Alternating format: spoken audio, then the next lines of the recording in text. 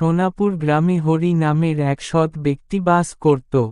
সে প্রতি বসন্তে এক অনুর্বর জমিতে সূর্যমুখী ফুলের বীজ বপন করতেন। কিন্তু ওই জমিতে কিছুই জন্মাত না বলে গ্রামের লোকেরা নিজেদের মধ্যে চর্চা করে মজা নিতেন। কিন্তু হরি হাসতেন আর বলতেন, আমি মাটিকে খুব ভালোবাসি, আর মাটি ভালোবাসা মনে রাখে।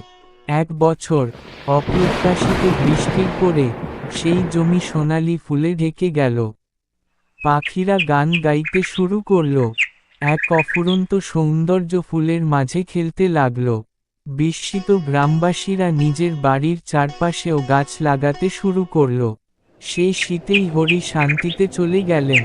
কিন্তু পরের বসন্তে সূর্যমুখীরা আরও উজ্জ্বল হয়ে ফিরল।